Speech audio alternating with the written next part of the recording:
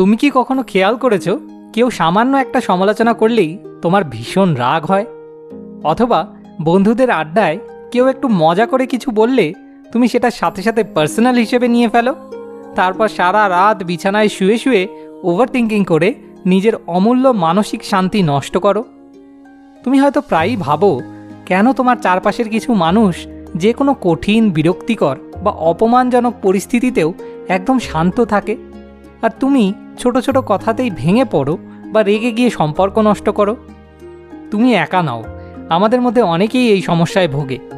আজ আমি তোমাকে কথা দিচ্ছি, এই ভিডিওর শেষে তুমি মানসিকভাবে পরিণত হওয়ার এমন একটা পার্মানেন্ট সলিউশন পাবে যা তোমার জীবনের দৃষ্টিভঙ্গি পুরোপুরি বদলে দেবে এবং তোমাকে এক অন্যরকম মানসিক প্রশান্তি এনে দেবে।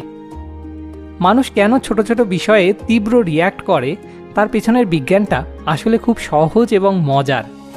আমাদের মস্তিষ্কের মূলত দুটো গুরুত্বপূর্ণ অংশ এই আবেগ নিয়ন্ত্রণের কাজ করে। একটা হলো অ্যামিগডালা, যা আমাদের আদিম আবেগ, ভয় বা রাগ নিয়ন্ত্রণ করে, আর অন্যটা হলো প্রিফ্রন্টাল কর্টেক্স, যা লজিক বা যুক্তি নিয়ে কাজ করে। যারা মানসিকভাবে অপরিপক্ক বা ইমম্যাচিওর, তাদের আবেগ অনেকটা ব্রেক ফেল করা গাড়ির মতো।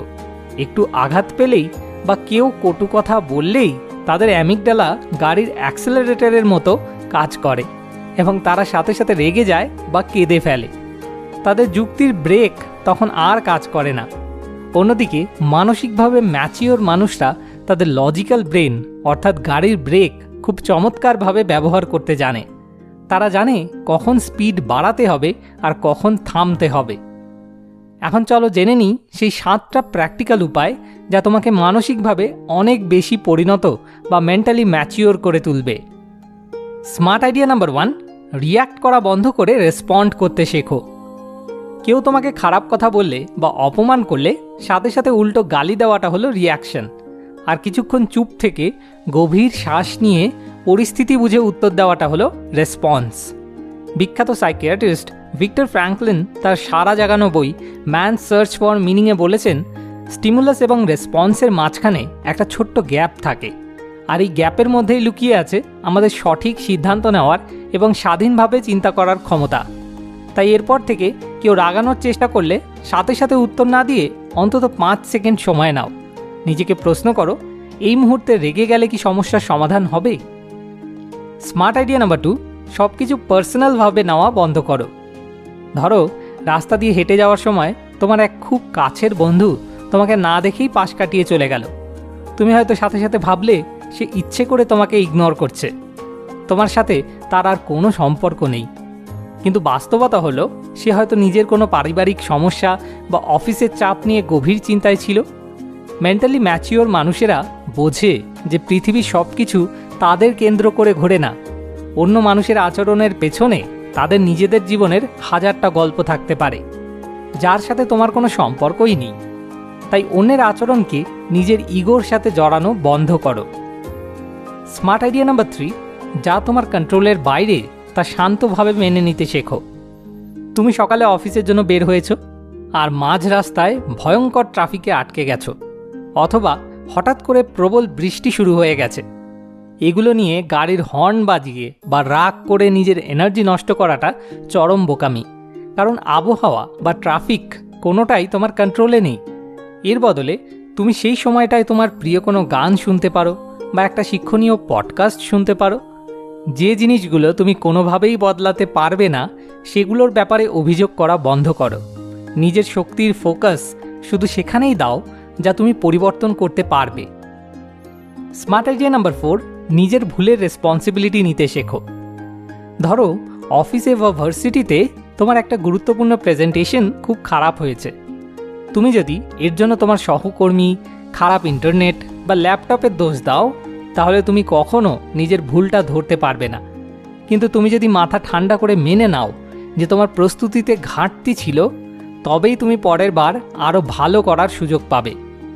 নিজের ভুল স্বীকার করা কোনো দুর্বলতা নয়, বরং এটা ম্যাচুরিটির সবচেয়ে বড় লক্ষণ। যারা অপরিপক্ক তারা সবসময় ভিকটিম সাজতে পছন্দ করে, আর যারা পরিণত তারা দায়িত্ব নিয়ে সামনে এগিয়ে যায়।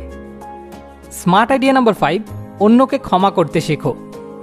কেউ তোমার সাথে আজ থেকে 3 বা 4 বছর আগে খুব খারাপ ব্যবহার করেছিল, আর তুমি আজও সেই রাগ, কষ্ট বা অভিমান মনের ভেতর পুষে রেখেছ। ভেবে দেখো তো, এই রাগটা আসলে কার ক্ষতি করছে? শুধু তোমার নিজের। ক্ষোভ বা রাগ হলো এমন একটা বিষ যা তুমি নিজে প্রতিদিন পান করো আর মনে মনে আশা করো অন্য মানুষটার মৃত্যু হবে। এটা কতটা অযৌক্তিক!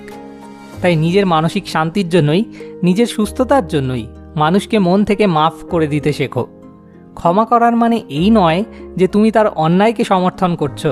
এর মানে হলো তুমি নিজেকে সেই কষ্টের বোঝা থেকে মুক্ত করছো। স্মার্ট আইডিয়া নাম্বার 6, অন্যের পার্সপেক্টিভ বা দৃষ্টিকোণকে সম্মান করো। বন্ধুদের আড্ডায় বা চায়ের দোকানে রাজনীতি, ধর্ম বা খেলা নিয়ে তর্ক হতেই পারে। তোমার মতে যেটা একদম সঠিক, অন্যের দৃষ্টিভঙ্গি থেকে সেটা সম্পূর্ণ ভুল হতেই পারে। মেন্টালি ম্যাচিওর মানুষরা তর্কে জেতার চেয়ে সম্পর্ককে সবসময় বেশি গুরুত্ব দেয়। তারা জানে যে পৃথিবীতে কোটি কোটি মানুষ, আর তাদের চিন্তাভাবনাও কোটি রকমের হবে। তারা অন্যের মতামতের সাথে একমত না হলেও সেই মতামতকে সম্মান করতে জানে। তারা বলে, আমি তোমার কথার সাথে একমত নই, কিন্তু তোমার কথা বলার অধিকারকে আমি সম্মান করি। স্মার্ট আইডিয়া নাম্বার 7, নিজের ইগো এবং আবেগকে আলাদা রাখো। কেউ তোমার কোনো কাজের গঠনমূলক সমালোচনা বা কনস্ট্রাকটিভ ক্রিটিসিজম করলে সেটাকে পার্সোনাল অ্যাটাক হিসেবে নিও না। ধরো, তোমার বস বা শিক্ষক তোমার একটা রিপোর্টের অনেকগুলো ভুল ধরিয়ে দিল।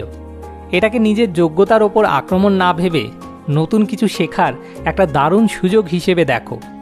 ইগো মানুষকে অন্ধ করে দেয়, আর সমালোচনা মানুষকে উন্নত করে। যখন তুমি সমালোচনা শুনে রেগে না গিয়ে সেখান থেকে শিক্ষা নিতে পারবে, তখনই বুঝবে তুমি মানসিকভাবে একজন পরিণত মানুষ হয়ে উঠেছ। চলো পুরো ভিডিওর মূল বিষয়গুলো একটু দ্রুত রিক্যাপ করে নিই, যাতে তুমি এগুলো সহজে মনে রাখতে পারো। সাথে সাথে রিয়্যাক্ট না করে ভেবে চিন্তে রেসপন্ড করো। মানুষের সব আচরণ বা কথা পার্সোনাল হিসেবে নিও না।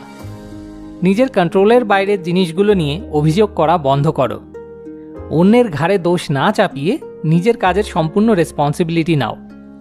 পুরনো ক্ষোভ ভুলে নিজের শান্তির জন্য মানুষকে ক্ষমা করতে শেখো। অন্যের মতামতের সাথে একমত না হলেও তাকে সম্মান করো। সমালোচনাকে ইগোতে না নিয়ে নিজেকে উন্নত করার কাজে লাগাও। এই ভিডিওটার কোনো একটা কথাও যদি তোমার জীবনে একটুও ভ্যালু অ্যাড করে থাকে, তবে এটা তোমার পরিবার, বন্ধু বা ভালোবাসার মানুষদের সাথে শেয়ার করো। হয়তো তোমার এই ছোট্ট একটা শেয়ার তাদের মানসিক চাপ কমিয়ে তাদের জীবনকেও সুন্দর করে তুলতে সাহায্য করবে। আর পরবর্তী ভিডিও তুমি কোন টপিকের উপর দেখতে চাও তা আমাকে অবশ্যই কমেন্ট করে জানাও। Thanks for watching. More wisdom, more solution, better life.